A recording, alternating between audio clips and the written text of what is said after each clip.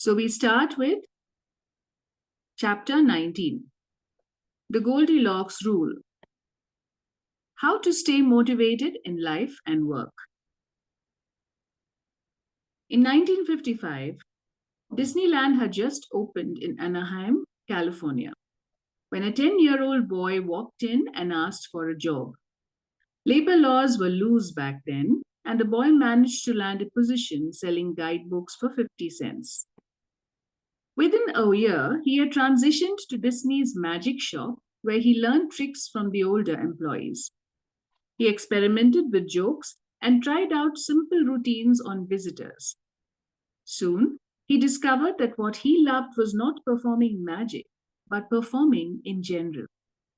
He set his sights on becoming a comedian. Beginning in his teenage years, he started performing in little clubs around Los Angeles. The crowds were small and his act was short.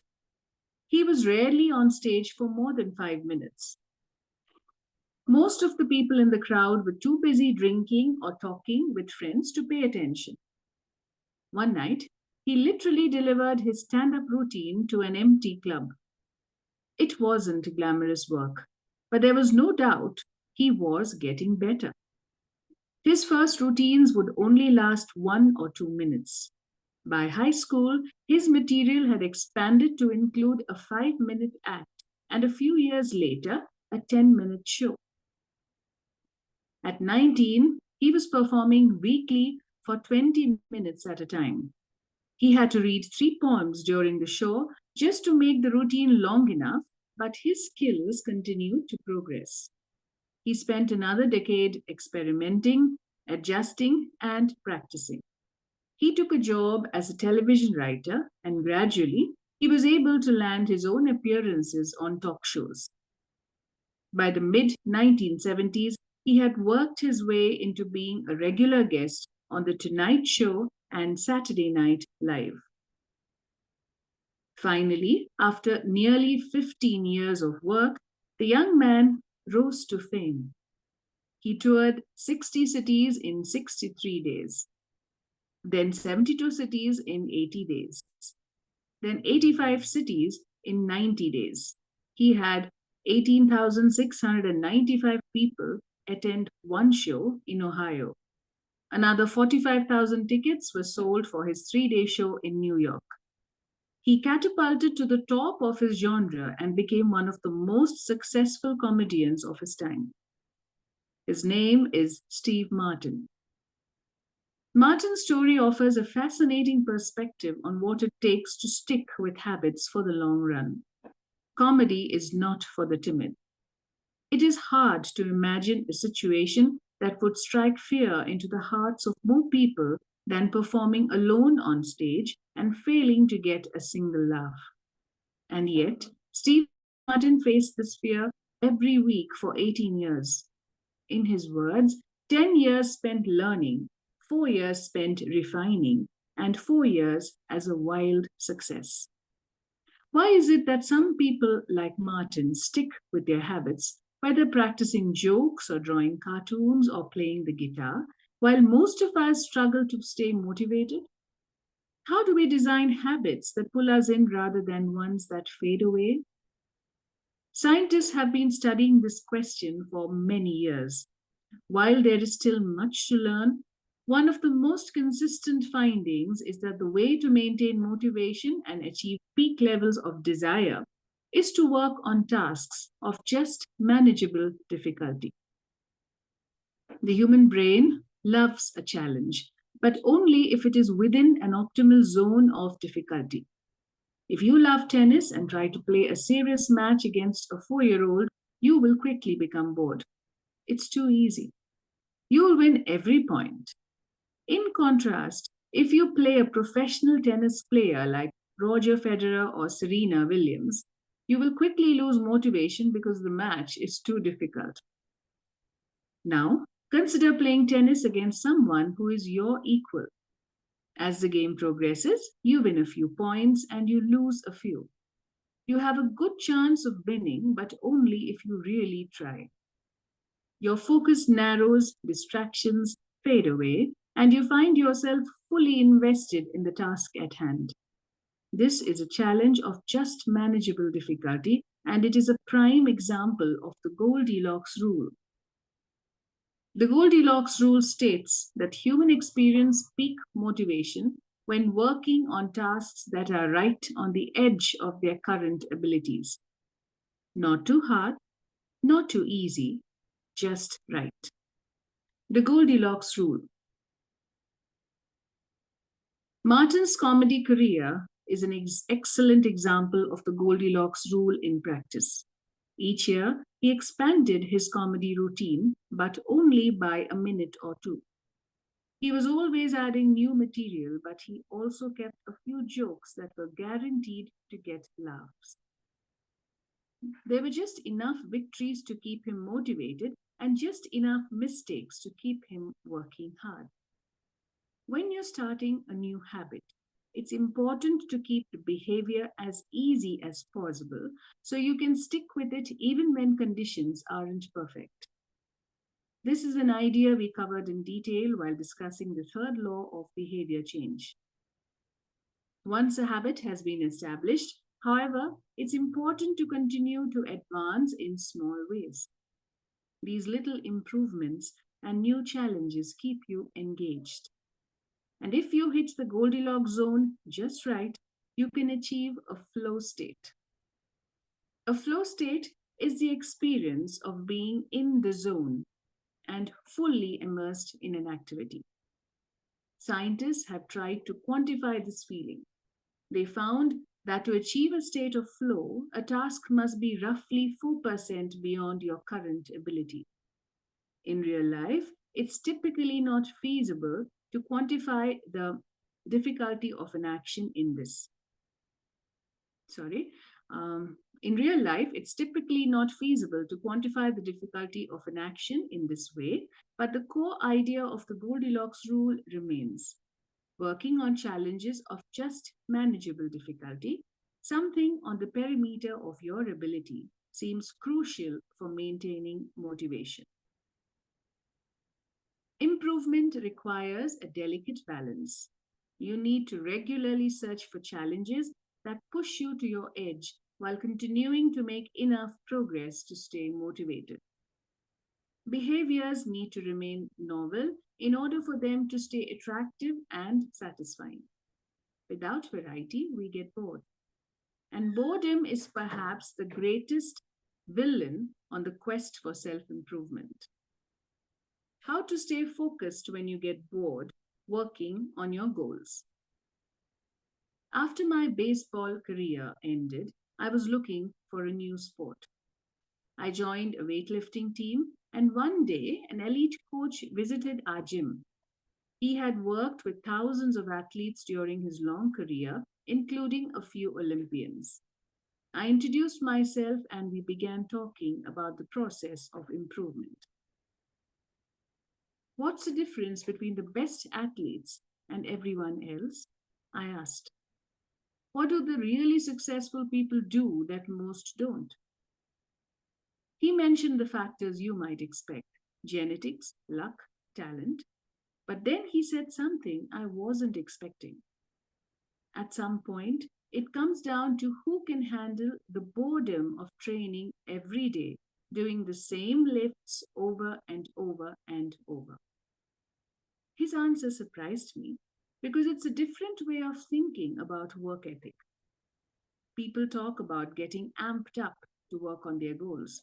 Whether it's business or sports or art, you hear people say things like, it all comes down to passion, or you have to really want it. As a result, many of us get depressed when we lose focus on motivation because we think that successful people have some bottomless reserve of passion. But this coach was saying that really successful people feel the same lack of motivation as everyone else. The difference is that they still find a way to show up despite the feelings of boredom. Mastery requires practice. But the more you practice something, the more boring and routine it becomes.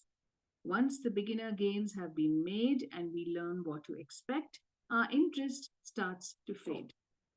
Sometimes it happens even faster than that. All you have to do is hit the gym a few days in a row or publish a couple of blog posts on time, and letting one day slip doesn't feel like much. Things are going well. It's easy to rationalize taking a day off because you're in a good place. The greatest threat to success is not failure but boredom. We get bored with habits because they stop delighting us.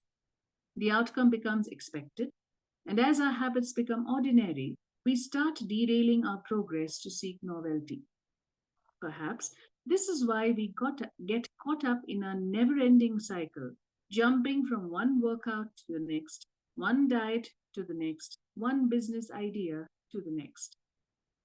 As soon as we experience the slightest dip in motivation, we begin seeking a new strategy, even if the old one was still working. As Machiavelli noted, men desire novelty to such an extent that those who are doing well wish for a change as much as those who are doing badly. Perhaps this is why many of the most habit forming products are those that provide continuous forms of novelty. Video games provide visual novelty, porn provides sexual novelty, junk foods provide culinary novelty. Each of these experiences offer continual elements of surprise. In psychology, this is known as a variable reward. Slot machines are the most common real world example. A gambler hits the jackpot every now and then, but not at any predictable interval. The pace of rewards varies. This variance leads to the greatest spike of dopamine, enhances memory recall, and accelerates habit formation. Variable rewards won't create a craving. That is, you can't take a reward people are uninterested in, give it to them at a variable interval, and hope it will change their mind. But they are a powerful way to amplify the cravings we already experience because they reduce boredom. The sweet spot of desire occurs at a 50-50 split between success and failure. Half of the time you get what you want, half of the time you don't. You need just enough winning to experience satisfaction and just enough wanting to experience desire. This is one of the benefits of following the Goldilocks rule. If you're already interested in a habit, working on challenges of just manageable difficulty is a good way to keep things interesting. Of course, not all habits have a variable reward component, and you wouldn't want them to. If Google only delivered a useful search result some of the time, I would switch to a competitor pretty quickly. If Uber only picked up half of my trips, I doubt I'd be using that service much longer. And if I flossed my teeth each night and only sometimes ended up with a clean mouth, I think I'd skip it. Variable rewards or no, Variable rewards or not, no habit will stay interesting forever. At some point, everyone faces the same challenge on the journey of self improvement. You have to fall in love with boredom. We all have goals that we would like to achieve and dreams that we would like to fulfill, but it doesn't matter what you're trying to become better at. If you only do the work when it's convenient or exciting, then you'll never be consistent enough to achieve remarkable results. Excuse me. I can guarantee that if you manage to start a habit and keep sticking to it, there will be days when you feel like quitting. When you start a business, there will be days when you don't feel like showing up. When you're at the gym, there will be sets that you don't feel like finishing. When it's time to write, there will be days that you don't feel like typing. But stepping up when it's annoying or painful or draining to do so, that's what makes the difference between a professional and an amateur.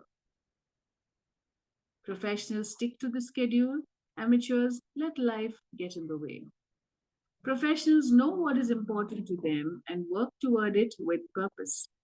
Amateurs get pulled off course by the urgencies of life. David Kane, an author and meditation teacher, encourages his students to avoid being fair weather mediators. Similarly, you don't want to be a fair weather athlete or a fair weather writer or a fair weather anything. When a habit is truly important to you, you have to be willing to stick to it in any mood. Professionals take action even when the mood isn't right. They might not enjoy it, but they find a way to put the reps in. There have been a lot of sets that I haven't felt like finishing, but I've never regretted doing the workout. There have been a lot of articles I haven't felt like writing, but I've never regretted publishing on schedule. There have been a lot of days I felt like relaxing, but I've never regretted showing up and working on something that was important to me.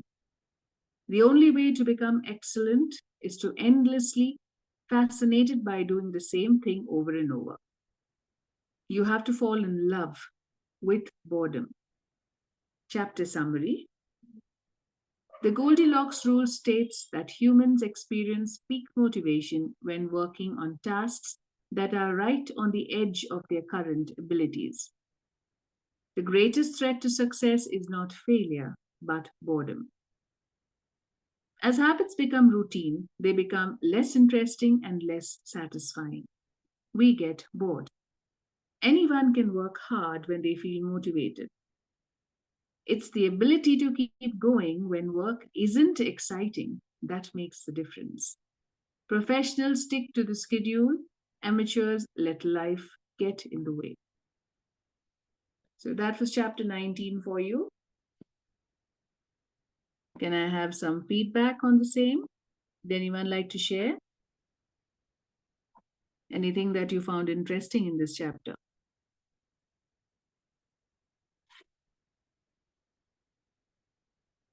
Yes?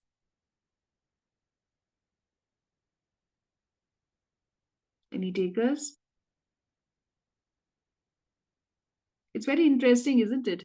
How the writer says that even the best of professionals, they also get bored when they're doing something. And it's only practice, practice, and more practice that makes them good at what they do. So it's not that just we feel, people who aren't stars or who aren't doing very well, even everybody feels a sense of boredom. But the difference is when people don't give up on that boredom, they still work at it, and so they do well. It's such a simple, a statement to make, but it's so true, isn't it? We can relate to it very well. Yes, Saranjit, do you have anything to share? Yeah. Yes. You know what? Like we were talking more about communication and all. So Mm-hmm. I am always a person who will speak impromptu, who will speak from the heart. But Okay. recently, 2, 3 days back only, there is one Mr. Author Sherry. I was Okay. listening to him and he said, it is not that. You should always practice before what you want to say. And I was Okay. just thinking that I have been speaking whole of my life. So now Okay. what is the need to practice? Okay. All So, right. but I think so that it is truly said, practice makes a man perfect. Okay. True. And saying the thing over and over and over again, like I will say, like 1 year it was such, like I think so it is 20 years back. 1 year it was such that one Mm-hmm. of the teachers suddenly left. Okay. And we had 5 sections of standard third. And Okay. then madam told me, Taranjit, you'll have to catch up for them. Like I was taking English in 2 sections, and Okay. rest three other teachers were taking. So she said, no, that teacher has left, and the other Mm-hmm. teachers, I don't find them that capable. And like I had to teach English, same lesson, for example, same lesson in all the 5 classes. And Okay. I used to get confused whether I have taught them already or not taught them, again and again open and saying the same thing repeatedly again, same and same. Okay. I told, after I think so a week only, I told her, madam, I won't be able to manage. Like I think so I've gone mad saying the Okay. same and same thing again. Okay. Like I've by-hearted the text also. I don't even need to open the textbook now. Textbook. Okay, that's something you've learned. Yes. I said, but I'm not liking it at all. Like saying the same thing. I said, I have to again and again look at my logbook. Yes, in this class I've done or I haven't done. Because it has become so Okay. automated and it has become really boring. And it is truly Okay. said that what is difficult is not failure. Failure you can handle, but handling boredom is really very difficult. Yes, it's very difficult. For instance, in your situation, maybe if you had added a little bit to every thing that you taught, and that would have made it more interesting for you as well, to keep up with the same teaching, it wouldn't drive you crazy doing the same thing again and again. And that's what he talks about. The Yes. biggest challenge is when it gets boring and you let go. And he says that's the difference between amateurs and professionals. They hold on. It's not easy. In a way, it is satisfying to hear that from the writer, because sometimes we feel that something is wrong with us, isn't it? We ask ourselves, why can't we continue? Why do we give up halfway? It's so because it gets boring. But he says everybody gets bored, and Yes. the smartness is to hold on, the tenacity that you have to continue doing what without giving up, and you're bound to get good results at some time. you know that's the thing. Thank you, Taranjit, that was nice. Anyone else has to say something about this chapter? Anything that you liked or you don't agree with? What about the Goldilocks rule, that it has to be just right? Right, just the right amount of motivation will keep you going, and don't take up something that's extremely difficult, which that you may not be able to keep up. At the same time, it shouldn't be so easy that you do it in a matter of days and then you're done with it. There should be just the right amount of gratification where you feel good about what you're doing, and the right amount of challenge to keep it going. It's not easy to strike that balance, but then he says that's the way you keep a habit going, a good habit going. Yeah. Anything else? Tanmay, Chandrasekhar? Ma'am, can Yes, you Chandrasekhar. explain Could you this? speak up a little louder? I can't hear you. Yes, ma'am. Can you explain this point again, ma'am? Like here Mhm. they said, this point, ma'am. The human brain loves a challenge, Mhm. but only if it is within an optimal zone of difficulty. Yeah, what he's trying to say is that human beings love to do things which are challenging, which you feel that you're doing something big, you've overcome some difficulty and you've done something. It's a challenge. But at the same time, if the challenge is extreme, It's difficult to maintain.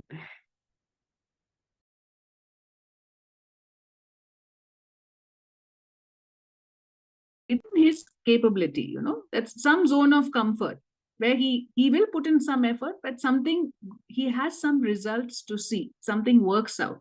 So what he's trying to tell you is, human beings can take up challenges, but if the challenges are extremely difficult for that particular individual, then it most probably will not work well for the person, because you get disappointed, and when you get disappointed, automatically you want to give up, right? Or you boredom sets in and you say, no, I can't do this anyway, let me just give it up. And what started off as a good a good decision, a good effort, you're going to leave it halfway.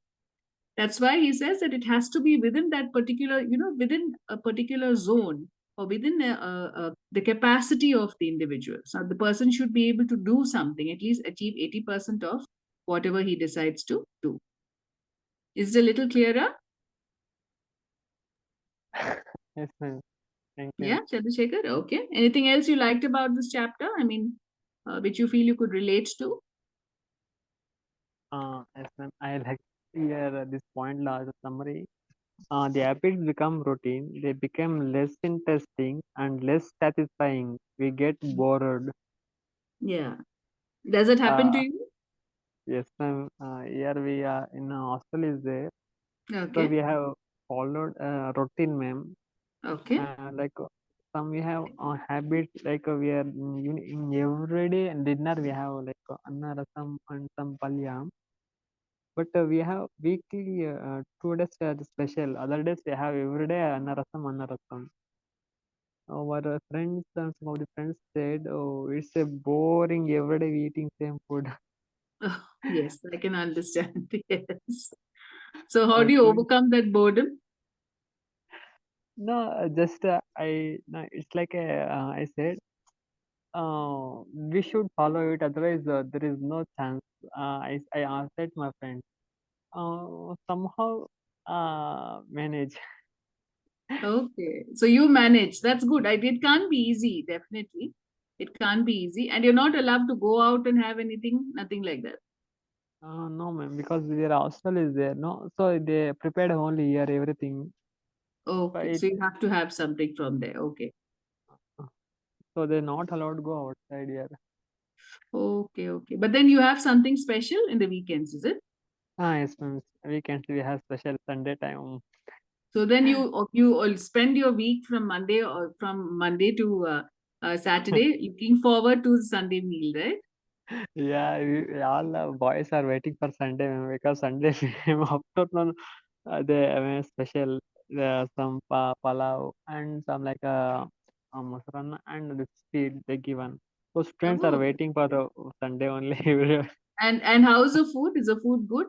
On Yes, Sunday, is it tasty? yes, ma'am, it's good, ma'am.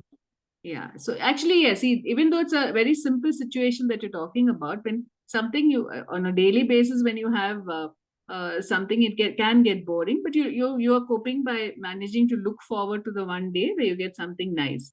But of course, when it comes to, so this is when something that has already been established by the hostel that you're staying in. So you can Uh, imagine when you start a habit, when you're doing it on your own, unless there is some motivation to do it, it's very difficult to keep it going, which is why you need to take up habits which you know you can most probably achieve, which is not extremely difficult.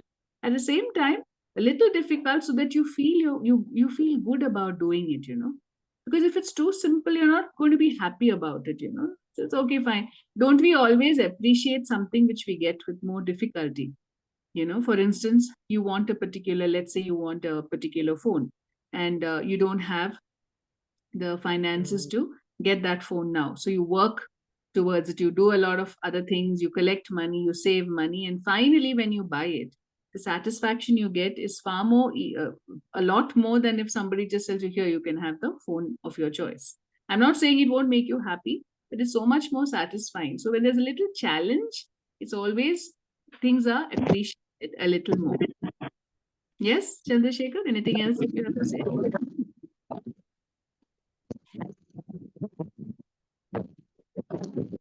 There's a disturbance. I can't hear you. Yeah. Does anyone else have anything to say?